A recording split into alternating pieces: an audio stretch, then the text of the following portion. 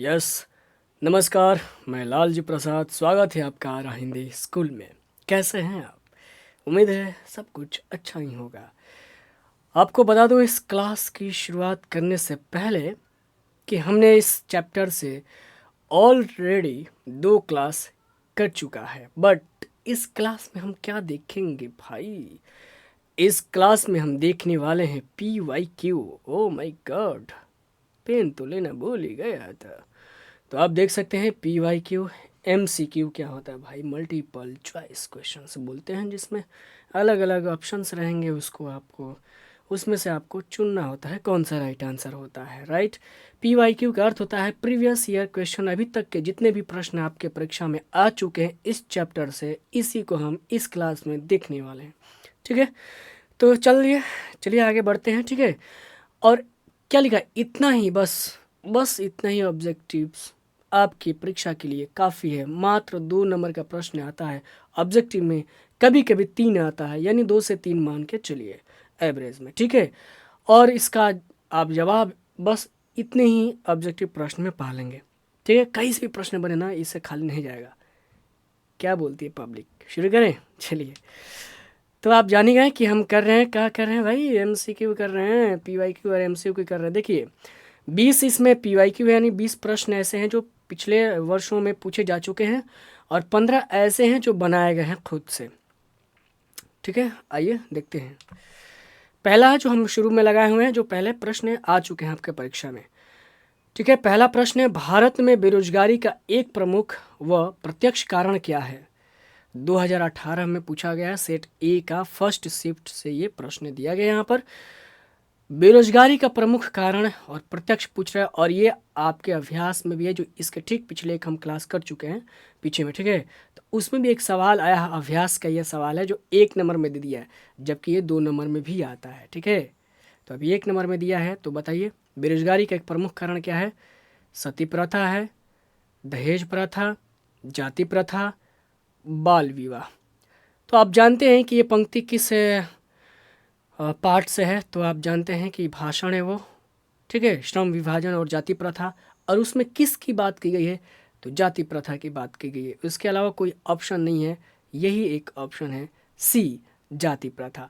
जाति प्रथा ही है जो बेरोजगारी का एक प्रमुख और प्रत्यक्ष कारण है। 1 नंबर का आंसर भी हो गया, 2 नंबर का भी यही आंसर हो गया। बस इसको थोड़ा सा और बढ़ाना है, तो इसके लिए आप क्लास पहले जो कर चुके हैं अभ्यास पर रिलेटेड एक क्लास सेपरेट देख लीजिए। अगला अगला नंबर देखते हैं। मैं भी क्या के बोलता हूँ, अगला बोल रहा हूँ। अगला प्रश्न देखते हैं, आधुनिक सभ्य समाज।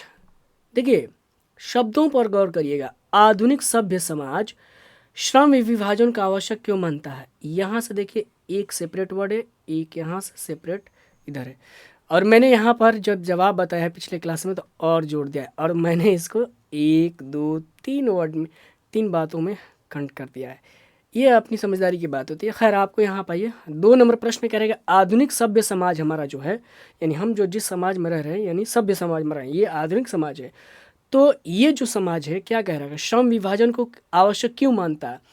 ये भी सवाल 2 नंबर का है, बट 1 नंबर में पूछ दिया गया है। ठीक है, आपको मैं बता दूं कि इससे 5 नंबर के प्रश्न निश्चित बनते हैं। 2 नंबर का ऑब्जेक्टिव प्रश्न आता है। ठीक है, ऑब्जेक्टिव, और फिर हाँ सॉरी, 2 से 3 नंबर का आता है। कभी 2 पूछता है, कभी 3 पूछता है। इस बार तो 3 पूछा है, और 2 नंबर का लघुत्तरीय प्रश्न पूछता है। ठीक है, एक प्रश्न तो ये जान गए आप। 5 नंबर फिक्स है इस चैप्टर से, और ये पढ़ लेंगे तो 2 नंबर तो ऐसे ही फिक्स है। 2 से 3 नंबर ऐसे फिक्स है आपका है आज के क्लास से, भूलेंगे ही नहीं। समझेंगे ऐसे हम कैसे पढ़ना है। आइए, आधुनिक सभ्य समाज के लिए श्रम विभाजन का आवश्यक क्यों माना गया है भाई? तो बताइए, कार्य कुशलता। देखिए, सवाल को हल नहीं करना है, केवल कुछ कुछ चीज़ों को भी समझना है। ऐसा नहीं कि A मारिए B C नहीं, ये तो आप करते होंगे घर पर बैठ के, लेकिन यहाँ कुछ तो नया सीखेंगे ना, है ना? तो देखिए, कार्य कुशलता के लिए ज़रूरी है श्रम विभाजन, या भाईचारे के लिए रूढ़िवादिता की? ये तो बिल्कुल ही नहीं आया है, इनमें से कोई नहीं। एक ही जो है कार्य कुशलता के लिए। ये कौन कहता है?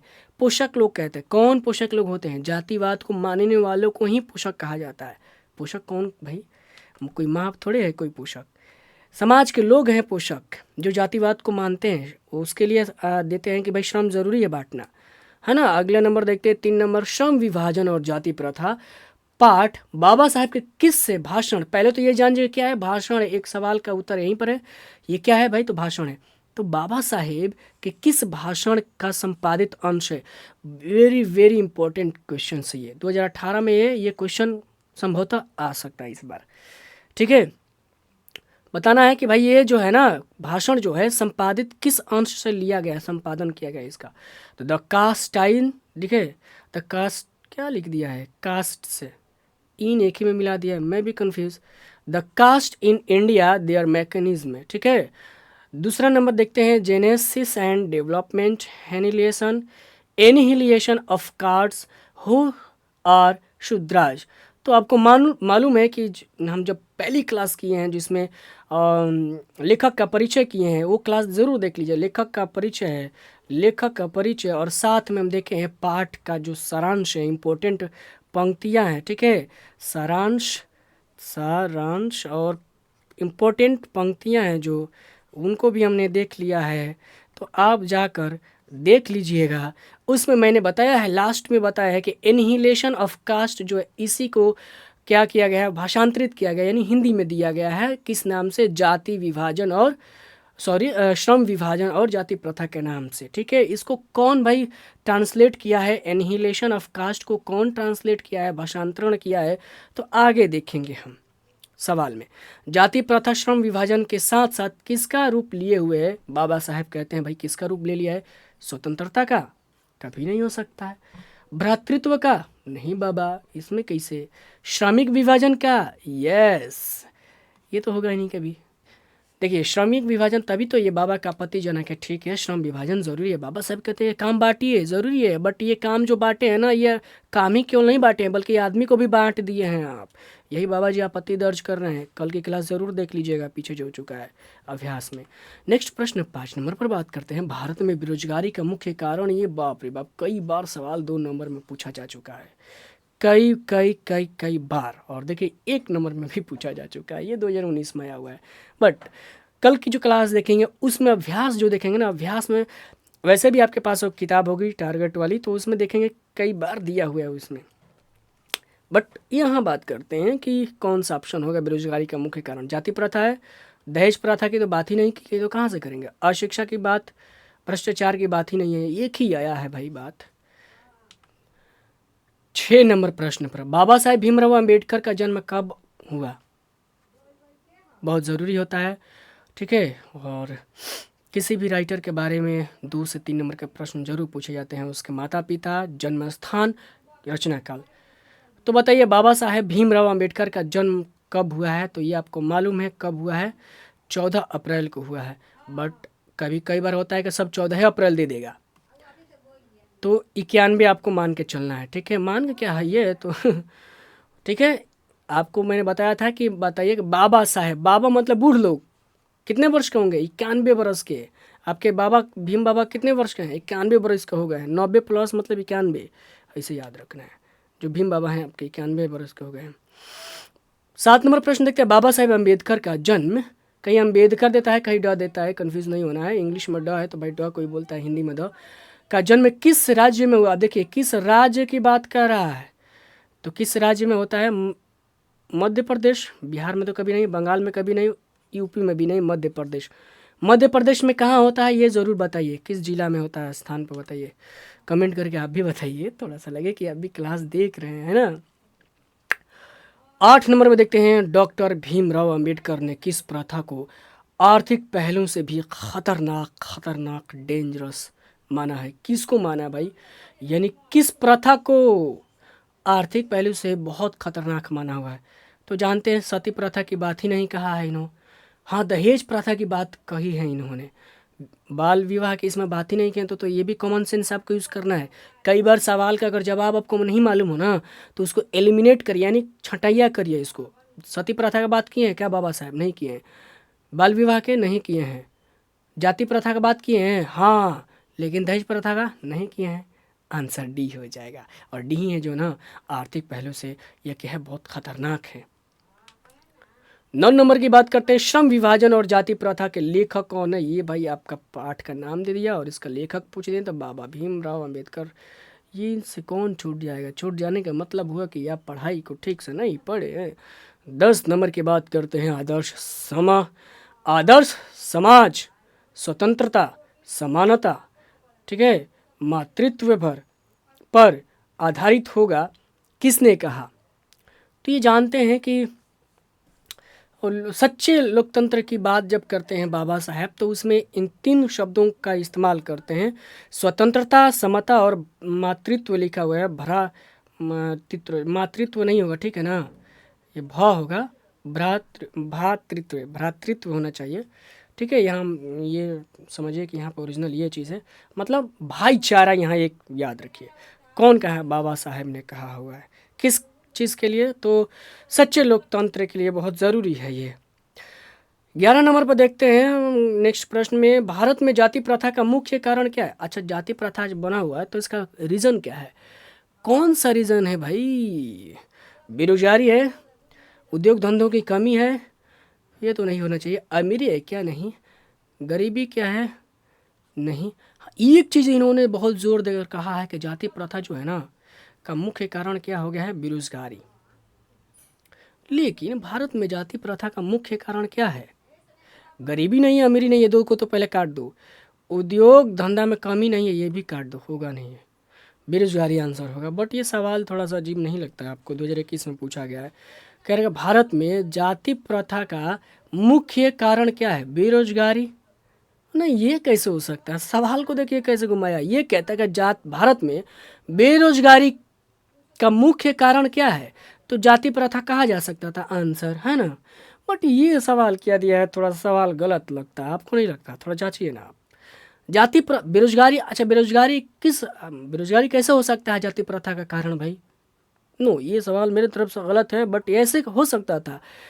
ऑप्शन में जाति प्रथा रहता और बेरोजगारी यहाँ पर रहता, तब कहा जा सकता था। खैर, जो दिया है क्या ही कर सकते हैं, सवाल सेट करने वालों को भी क्या कहा जाएगा। मानव मुक्ति के पुरोधा किसे कहा गया है, ये जब भूमिका पढ़ेंगे, भूमिका मीन्स का मतलब जब लेखक परिचय पढ़ेंगे तो वहाँ पर इनकी विशेषताओं के बारे में जो बात कही गई है, उसी में से ये पंक्ति 2021 में पूछ दिया गया। भाई 2 सवाल तो देखिए 2021 में ही आ गया।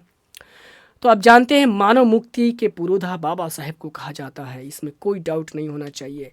और देखिए, मैं आपको ऑप्शन नहीं दे रहा हूँ कि आप मारिए, जो लगेगा तो मैं छोड़ दूंगा, कहूँगा कि आप कमेंट कर दीजिए, ठीक है। तो आप कमेंट ज़रूर करिएगा प्लीज़। थोड़ा सा लगता है कि कोई भाई मेरा पढ़ रहा है, बहन पढ़ रही है, कमेंट कर रही है, कर रहा है, तो अच्छा लगता है ना। कमेंट ज़रूर करिएगा। कमेंट मैं इसलिए कहता हूँ कि मैं नहीं कहता हूँ सब्सक्राइब करिए, मैं नहीं कहता हूँ कि लाइक करिए, कमेंट करिएगा तो मोटिवेशन मिलेगा मुझे। आपको मालूम नहीं है मैं किस दर्द में आज क्लास कर रहा हूँ, है ना। 2-3 दिन से मेरी तबीयत ठीक नहीं चल रही, इसलिए मैं थोड़ा सा बनावटी भी लग रहा है कि मैं ओवर कर रहा हूँ, ओवर एक्ट कर रहा हूँ, क्योंकि मैं नहीं चाहता हूँ कि मेरी तरह आप भी बोर हो। मेरे अंदर जो फीलिंग है वो सामने निकल ही सकता है। मतलब अगर मैं उदास हूँ तो उदास दिख जाएगा क्लास में, इसलिए मैं थोड़ा सा एक्ट कर रहा हूँ ऐसा, है ना। समझ रहे हैं आप, बहुत समझदार आदमी। जाति प्रथा स्वाभाविक विभाजन नहीं है, बहुत कमाल की बात कही गई है ये भाई। हाँ, स्वाभाविक का अर्थ क्या होता है, मतलब स्व के इच्छा के अनुसार, ठीक है, ये बात कर। स्वाभाविक मतलब स्व इच्छा, यानी ये ऐसा, तो इसका देखेंगे तो इसका अर्थ होता है स्वाभाविक का मतलब जन्म से, यानी स्व से, ऐसे होता है, ठीक है। क्यों नहीं है भाई, तो भेदभाव के कारण, ठीक है। जाति प्रथा शोषण के कारण नहीं हो सकता, गरीबी के कारण नहीं हो सकता, भेदभाव के कारण, अच्छा गरीबी के कारण नहीं, रुचि पर, हाँ ये देखिए सही है, रुचि पर आधारित नहीं है। स्वाभाविक का मतलब स्वाभाविक तब होता है जब रुचि पर होता है, यानी अस्वाभाविक है, ठीक है। तो कौन सा आंसर डी हो जाएगा। जाति प्रथा रुचि पर आधारित नहीं है, इसलिए स्वाभाविक नहीं है। 14 नंबर पर देखते हैं, भारतीय संविधान के निर्माता किसे देते, ये तो निर्माता किसे कहा गया है। हालांकि सब क्या ही कहा जाए, 2022 में ये प्रश्न आया हुआ था। मैं आपको बता देता हूँ कि यहाँ पर ये सेट करना चाहिए था, भारतीय संविधान के निर्माता कार्य में किसकी, निर्माण कार्य में, ठीक है, निर्माण कार्य में किसकी सहयोग है या किसका हाथ है, तो ये कहा जा सकता था कि बाबा भीमराव अंबेडकर, वैसे भी आंसर ही होगा, बट सीधे कह रहे हैं कि यही निर्माता है। यही निर्माता कैसे हैं, ये निर्माता नहीं है, बल्कि सबकी इसमें सहमति है। कोई एक मकान घर के बनाता थोड़े, आपके पिताजी थोड़े घर के मकान बनाते हैं अकेले, उसमें मम्मी, आप, सब लोग, घर के पूरे परिवार का भी हाथ होता है, इवन पड़ोसी का भी हाथ होता है। नहीं होता है? संविधान में सारे पड़ोसियों की चीज़ों को तो लिया गया है, अलग अलग देशों से अपने संविधान में अलग अलग नियमों कानूनों को लगाया गया है, तो पड़ोसियों का भी तो सहयोग होगा ना इसमें, है ना? जैसे पड़ोसी के घर से मोटर से पानी लाके अपना घर में पटाते हैं, चापाकल गलवाते हैं, मकान बनवाने के लिए भाई पानी चाहिए तो मोटर से पानी दूसरे के यहाँ से भी लाते हैं। कुछ ज़्यादा बोल रहा हूँ। 15, लेकिन मैं जो बोल रहा हूँ सही बोल रहा हूँ, है ना? कमेंट करिएगा सही है क्या है। बुद्धिज्म एंड कम्युनिज्म, ठीक है, बुद्धिज्म एंड कम्युनिज्म में किसकी रचना है? तो ये बाबा साहब की है। एक चीज़ मैं बताता हूँ, पहली क्लास में भी यही बता चुका हूँ कि जब भी इंग्लिश में पूछा जाए तो सीधे मारिएगा बाबा साहब को, और जिसमें बुद्ध एक शब्द आए, बुद्ध से रिलेटेड, बुद्ध और कास्ट से रिलेटेड आए, और इंग्लिश में 3 चीज़ ये नोट करके रखिएगा, तो वो पुस्तक किसकी कहलाएगी? बाबा साहब की। सीधे थॉट है। देखिए इंग्लिश में हु आर शूद्राज, इंग्लिश में है, बाबा साहब को मारिए। शूद्र, शूद्र जाति से रिलेटेड है, ठीक है, कास्ट से रिलेटेड, तो बाबा साहब। भीमराव अंबेडकर के चिंतन व रचनात्मकता के प्रेरक व्यक्ति कौन है? जब पढ़ेंगे आप इनकी विशेषताएं चैप्टर के शुरुआत में, भूमिका परिचय में, तो यहीं पर दिया है। 3 लोगों का नाम का जिक्र है। बुद्ध भगवान है, कबीर जी हैं और ज्योतिबा फूले हैं, ठीक है। ज्योतिबा फूले का नाम 3 में से आंसर हो जाएगा डी। समझ रहे हैं ना चीज़ों को? 3 लोगों का नाम आया, यही लोग हैं। बुद्ध तो ऐसे भगवान नहीं है, बल्कि ये महापुरुष कहेंगे, महापुरुष, पुरुष, लेकिन इनको भगवान की दर्जा दे दी गई है। जैसे गांधी क्या है? महापुरुष हैं, इनको भगवान, इनको पिता का दर्जा जैसे दिया गया है, पिता थोड़ी हैं लेकिन पिता की दर्जा दी गई है, तो ऐसा ही बुद्ध भगवान नहीं है, महापुरुष हैं, लेकिन इनको दर्जा भगवान की दे दी गई है। अब बात करते हैं बाबा साहेब। 18 नंबर प्रश्न, बाबा साहेब भीमराव अंबेडकर का जन्म किस परिवार में हुआ है? तो दलित परिवार में। यही मैंने ही जब शुरुआत में जब हमने क्लास हमने किया था अनुक्रमणी पर, तो उसमें मैंने ये मेंशन किया हुआ था। माता पिता का नाम नहीं दिया है, तो केवल दिया था दलित परिवार। तो जब भी पूछेगा माता पिता का नाम नहीं पूछेगा, तो आपको याद रखना दलित परिवार में इन्होंने जन्म लिया था। बट मैंने इनके माता पिता कौन हैं उनको भी मैंने आगे जो MCQ करेंगे उसमें मैंने दे दिया है। क्या पता, भगवान भरोसे कुछ भी हो सकता है। भीमराव अंबेडकर किसके प्रोत्साहन पर गए थे उच्च शिक्षा के लिए बाहर? न्यूयॉर्क। कहाँ गए थे? पहले तो गए थे न्यूयॉर्क, फिर उसके बाद दूसरा कहाँ गए थे वो कमेंट करके बताइए। उसके बाद कहाँ गए थे? तो किसके प्रोत्साहन पर यानी स्कॉलरशिप पर गए थे भाई? बड़ौदा नरेश के। देखिए फिर एक पूछ दिया ना, एक रचना का चैप्टर रचना पूछ रहा है कि किसका रचनाकार, एक रचना देकर रचनाकार पूछ रहा है। देखिए 2024 का ये प्रश्न है मेरे भाई, ये भी 2024 का है, ठीक है, ये भी 2024 का है। द अनटचेबल्स, टचेबल, टच, छुआछूत की बात, टच करो तो छूना, बाबा साहब। दूसरा इंग्लिश में है, बाबा साहब। अब बात करते MCQ, हाँ ठीक है। 1 नंबर पर बात करते हैं। प्रश्न, डॉक्टर अंबेडकर के पिता का नाम बताइए। बाबा साहब के पिता का नाम क्या है पूछेगा नहीं, बट जानकारी के लिए मैंने दे दिया है। तो रामजी सकपाल होगा, ये रामदेव नहीं होगा, एक ही होगा, बी, इसीलिए मैंने देखिए हाईलाइट किया हुआ, रामजी सकपाल, ठीक है। भीमराव अंबेडकर के पिता के नाम क्या था? रामजी सकपाल। रामदेव देखिए और जी दिया, 2 अंतर है, यही याद रखिएगा। दूसरा नंबर देखते हैं, जाति प्रथा भारत में बेरोजगारी का एक कारण बनी हुई है। जब जैसे जैसे कुछ छात्र जुड़ते जाएंगे इस क्लास में, चूँकि ये नया क्लास है ना, अगर आप अपने दोस्तों को शेयर करके कुछ दोस्त को बुलाएंगे, क्लासमेट को, तो जुड़ेंगे, तो हम आने वाले समय में 1-2 महीना में लाइव आएंगे, जहाँ पर आपको मैं कहूँगा कि बताइए इसका आंसर कब है, वहाँ पर ABC करेंगे, फिर मैं आप वहाँ पर कमेंट करूँगा कौन सही दिया कौन नहीं दिया है, ठीक है। अभी तो मैं रिकॉर्डेड क्लास डाल रहा हूँ, तो आप कोशिश करिएगा कि जितना हो सके अपने मित्रों में शेयर करिएगा ताकि वो जुड़ें, पढ़ें भी। तो जाति प्रथा भारत में बेरोजगारी का एक कारण बनी हुई है। प्रत्यक्ष, यहाँ फिल इन द ब्लैंक कभी नहीं पूछता है, बट यहाँ पर नहीं देकर ऑप्शन में दे देगा, तो प्रत्यक्ष और प्रमुख, ये दोनों आंसर होगा, AB हो जाएगा, ठीक है। यानी यही एक सवाल, देखिए सवाल से ही सवाल बनाया है, एक सवाल दिया हुआ है कि बेरोजगारी का प्रत्यक्ष और प्रमुख कारण क्या है, ठीक है। भारत में जाति प्रथा, भारत में बेरोजगारी का एक प्रत्यक्ष और प्रमुख कारण क्या है? उसी सवाल को देखिए एक और सवाल बना दिया है। हालांकि ऐसा नहीं होना चाहिए, आएगा भी नहीं, बट दिमाग में ये सब रखना है कि अपनी हथियार को पिजा कर रखना चाहिए। तैयारी ऐसी रखो कि कभी भी युद्ध चले तो ये नहीं कि बंदूक काम ही नहीं कर रहा है, ऐसा नहीं, ताक झांक नहीं, बंदूक को तैयार रखना चाहिए हमेशा। युद्ध में जब पड़ेंगे तो बंदूक तैयार रहना चाहिए, पहले से गोली बंदूक बारूद।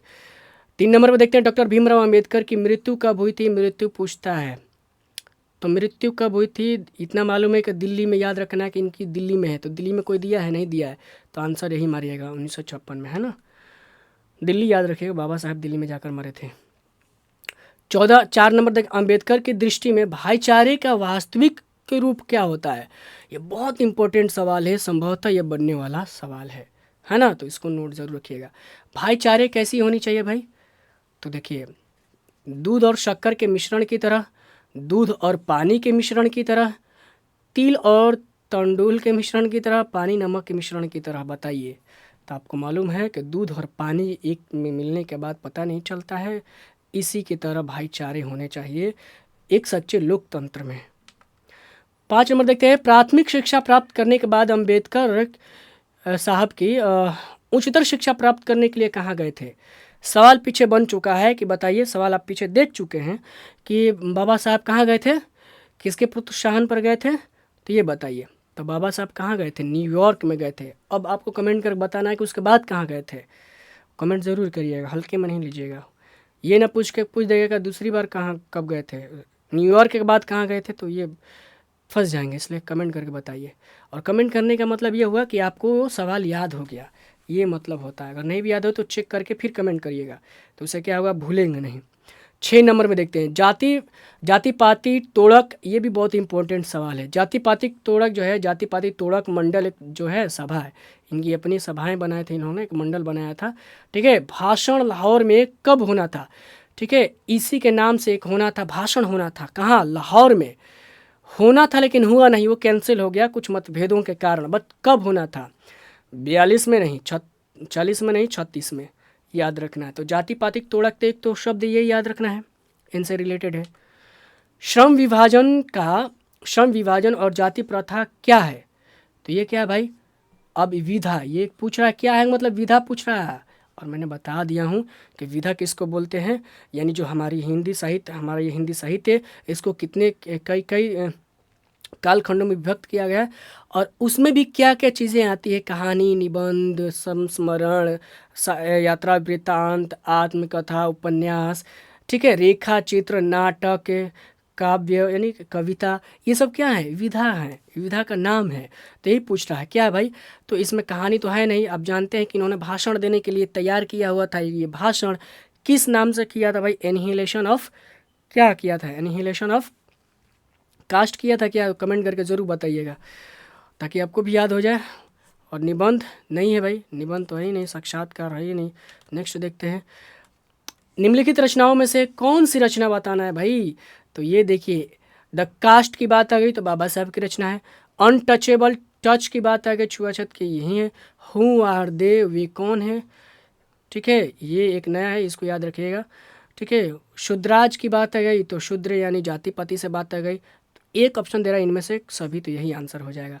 तो यहाँ से इनकी रचना भी है कि याद हो जाएगी सवाल से। अंबेडकर, नेक्स्ट देखते हैं 9 में, अंबेडकर भाषण के एनिहिलेशन ऑफ कास्ट। देखिए यही आ गया, इसी को कमेंट करना था, ठीक है। अब मैंने बता ही दिया था, एनिहिलेशन ऑफ कास्ट बताना है कि इस किसने हिंदी में रूपांतरण, एक सवाल ये बना हुआ है, परीक्षा में आ चुका है, ठीक है। किससे लिया गया है था भाई? भाषांतरण किसे किया गया था? एनिहिलेशन ऑफ कास्ट से। बट अब सवाल आपको एक याद रखना है, इससे आगे बढ़कर सवाल अगर पूछे जाएगा, वो नहीं पूछा जाएगा तो अब ये पूछा जाएगा कि इसका रूपांतरण कौन किया है?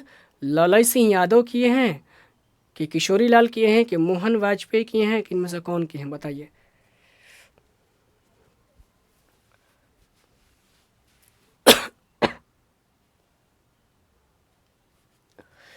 मैं बता दूं कि आंसर एक इसका ए हो जाएगा, ललई सिंह यादव जी हैं, ठीक है। इन्होंने ही इस इंग्लिश में लिखित भाषण को हिंदी में ट्रांसफॉर्म किया था, ठीक है। ललई सिंह यादव जी, याद रखना है, यादव भाई, इन्होंने ही किया था, ललई सिंह। अब बात करते हैं 10 नंबर प्रश्न में, लेखक को इस युग में यानी आधुनिक युग में, ठीक है, आधुनिक युग में कहाँ पर विडंबना दिखाई देती है भाई, किस चीज़ में विडंबना दिखाई देने लगी? तो आपको मालूम है कि पहली पंक्ति है जातिवाद में, आंसर यही हो जाएगा, आगे पढ़ना नहीं है। क्योंकि सवाल देखिए, आपकी परीक्षा में ना 100 क्वेश्चन दिया जाता है और 100 में से 50 को निकालना होता है। अगर आपके दिमाग में अगर सवाल का जवाब नहीं याद रहेगा तो ढूंढते ढूंढते आपको माथा पगला जाएगा। 100 क्वेश्चन में से 50 निकालना बहुत मुश्किल काम है, देखने में आसान काम है बट मुश्किल काम है। टाइम किलिंग इसको बोल सकते हैं, टाइम कब निकल जाएगा पता नहीं चलेगा। लेकिन जब परीक्षा में बैठिएगा, जिसका आंसर आपको एग्जैक्ट याद है उसको करेक्ट मारिएगा ऐसे टिक, और अपना नंबरिंग करिए। एक दूसरा सवाल नहीं याद छोड़ दीजिए, तीसरा याद है ना, तीसरा का आंसर मारिएगा ना तो तीसरा पर एक पहले लिखा, अब उसके बाद 2 लिखिएगा, समझ रहे हैं ना? ऐसे अपना नंबरिंग करिएगा ताकि आपको मालूम भी चल जाएगा हमने 50 का आंसर कर दिया है, 50 सवालों का आंसर कर दिया, अब हमको नहीं ज़्यादा करना है। तो पता चलेगा कि सबको मारने में ही टाइम चला गया। ठीक है, हम बताएंगे आगे की तैयारी कैसे करनी है आपको, एग्जाम में बैठने से पहले कैसे तैयार होके जाना है। 11 नंबर, डॉक्टर अंबेडकर के नहीं होना चाहिए, ठीक है, कि माता का नाम, माता के नाम, माता का नाम बताना है तो बताना है रानी बाई नहीं होगा, कुंती नहीं हो, शीला नहीं हो, भीमा होगा। ठीक है, भीम से भीमा, भीमराव, ठीक है, भीम है ना, तो भीम से भीमा याद रखिएगा, भीमा भाई। अब बात करते हैं 12 नंबर प्रश्न को, देखेंगे आप, डॉक्टर अंबेडकर ने पीएचडी की उपाधि कब की थी? इन्होंने जब पीएचडी की उपाधि ली थी कब ली थी? 1920 में, 18 में, कि 16 में, कि 14 में? इसका सवाल का आप कमेंट करके बताइए, पीएचडी कब किया था इन्होंने, ताकि आपको भी थोड़ी मेहनत करने का मौका मिले। क्या पता मैं बता ही जा रहा हूँ, आप ऐसे देखते जाएंगे फिर। हाँ, और हाँ, इन सवालों का एक लिस्ट खुद का बना सकते हैं, ये नहीं कि छोड़ दीजिए जो हो गया। आप चाहे तो इन सवालों का एक लिस्ट बनाइए, नोट बनाइए।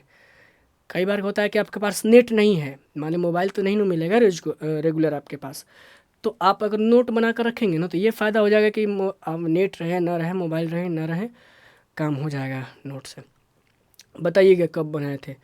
13 नंबर बताइए, डॉक्टर भीमराव अंबेडकर का जन्म कहाँ हुआ? ये सवाल तो आ गया है। जन्म राज्य पूछा था, राज्य, और मैंने कमेंट के लिए कहा था कि बताइए किस स्थान पर, जिला वो कहाँ है, तो इसका भी कमेंट करके बताइए कौन सा होगा। 14 नंबर देखते हैं, लेखक की दृष्टि में आदर्श समाज कैसा होना चाहिए? आदर्श समाज कैसा होना चाहिए भाई? जिसमें स्वतंत्रता, समता, भ्रातृत्व का भाव, वही बताया ना उस टाइम, मातृत्व लिखा था, भातृत्व होना चाहिए, जिसमें सभी धनी हों, सभी पढ़े लिखे हों, सभी स्वस्थ हों। आंसर एक हो जाएगा।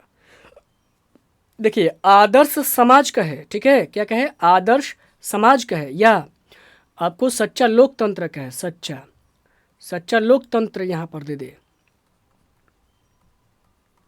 तो यही याद रखना है, यही हो जाएगा, 3 ही शब्द।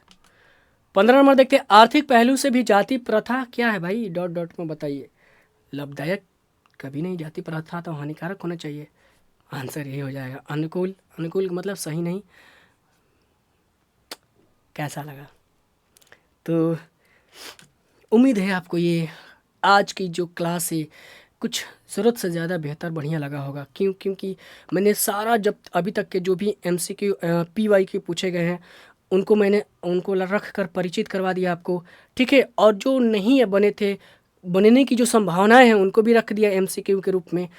तो ये कि ना आपके लिए एक कम्पैक्ट हेल्पफुल वाली क्लास हो जाती है, क्योंकि इससे अब बाहर नहीं मुझे लगता कि कोई सवाल बनेगा, है ना? तो आप ज़रूर कमेंट करिए कि आपको कैसा लगा, क्या फ़ील किए इस क्लास के बाद, है ना? तो आप कमेंट करिएगा और मुझे मोटिवेट करिए, क्योंकि मोटिवेशन की बहुत ज़रूरत होती है। क्योंकि आप तो हैं बहुत दूर बैठे किसी कमरे में, देख रहे हैं मुझे, मैं बैठा किसी दूर कमरे में पढ़ा रहा हूँ, कुछ नया सिखाने की बात कर रहा हूँ। हम एक दूसरे से अभी परिचित नहीं हैं, बट इस संवाद के ज़रिए कुछ चाह रहे हैं कि एक क्या है, कम्युनिकेशन हो जाए। तो वो कम्युनिकेशन का थोड़ा सा ज़्यादा सक्सेसफुल दिखेगा तब जब आप कमेंट करेंगे, तो लगेगा कि आप मेरे से जुड़ चुके हैं। तब तक के लिए दीजिए इजाज़त। जय हिंद, जय भारत। अपना ख्याल ज़रूर रखिए, पढ़िए, थोड़ा मन लगा के पढ़िए। पास होना तो जो नहीं पढ़ रहा आपके साथी वो भी पास होगा, बट आपके ज़िंदगी में वो चीज़ काम आएगा जो आप कुछ कुछ क्या बोलते हैं, मतलब गहराई से अगर पढ़ते हैं, सचेत होकर पढ़ते हैं, जिम्मेवार एक के छात्र बनकर पढ़ते हैं, छात्राएं बनकर पढ़ते हैं, है ना, यही ज़िंदगी में आपको काम आने वाला है। नहीं तो देखिए आपके सीनियर लोग बेरोज़गार बैठे पड़े हैं।